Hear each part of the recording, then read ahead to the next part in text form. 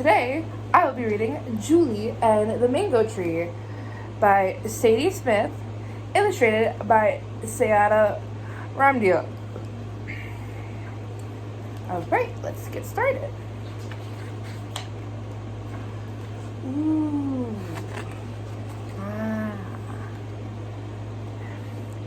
Julie lived on a tiny island called Jamaica, which had so many fruit trees, it would be impossible to count them all. Julie loved all kinds of fruit, but the ones she loved the most were mangoes.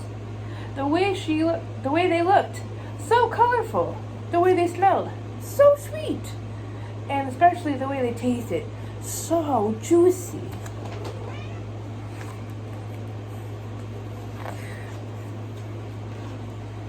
In the front yard of Julie's house stood a giant mango tree, but the mangoes were too high up for Julie to reach. Even if she stretched up onto her tippy toes, she had to wait for them to drop down on the ground before she could eat them. Sometimes, Papa would climb a tall ladder and pick up a ripe, juicy mango for her from the top branch because that's where the best ones were.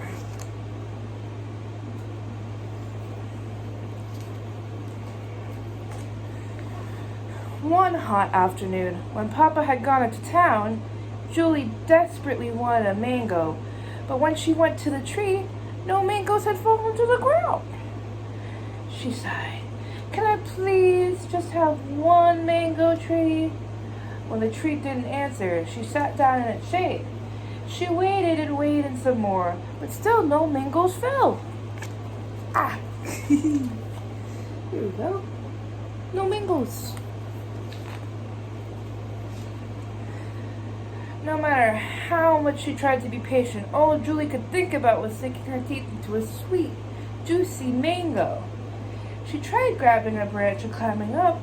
She couldn't get past the first branch because she was too little. "Why don't you want to share your mangoes today, tree?" she asked.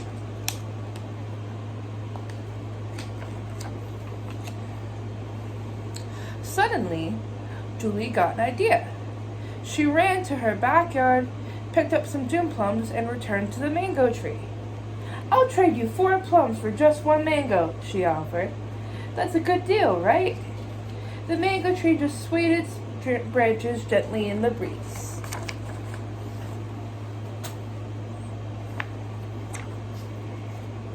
"Still no," she muttered. "I wonder what will convince you to let me have a mango." Julie began to sing a special song for the mango tree. "A mango for Julie is all I ask. A mango for Julie is an easy task. Please drop a mango just for me. It'll make me so happy. Just wait and see." She'd be so happy.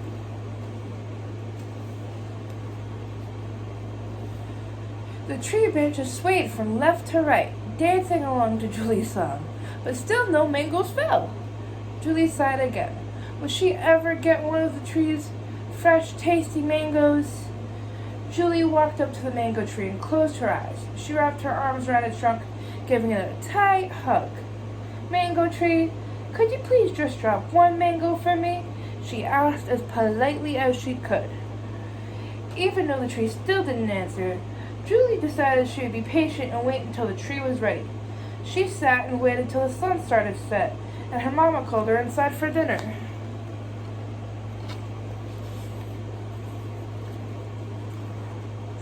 The next morning, Julie woke up to the sound of thunder rumbling and rain pouring down. It was too rainy to go outside, so Julie stared out the window, hoping the storm wouldn't hurt her precious mango tree. Eventually, the rain stopped, and the sun came up to shine all over the island. Julie ran out to the mango tree. When she got there, she couldn't believe her eyes. There were mangoes everywhere! "Oh my goodness," Julie cried with delight. "So many mangoes!" She picked one up and took a bite. The sweet, juicy fruit filled her mouth with joy and her tummy with delight. Finally, the delicious taste she had long waited for. So many mangoes! She picked up another mango and took a bite, then another, and another. Julie thought her heart might burst with happiness. Julie ate mango after mango. She ate so many mangoes, her stomach started to ache.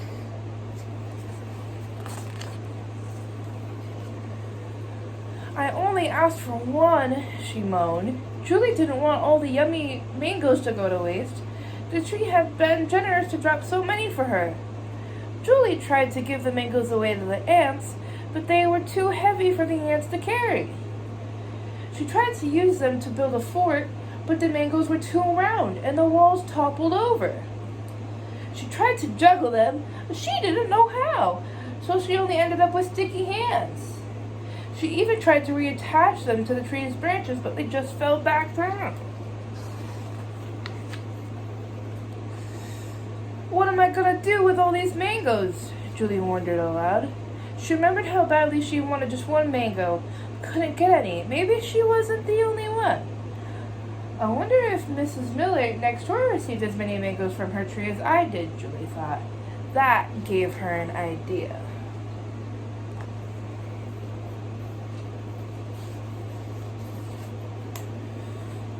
Julie asked her papa to grab his tools from the shed.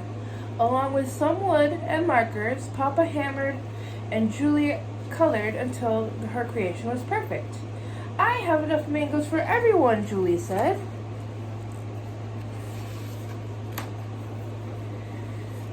And that is the end. And the author and illustrator included some mango recipes for us. We got mango juice, mango salad, and mango smoothies. And that was Julie and the mango tree.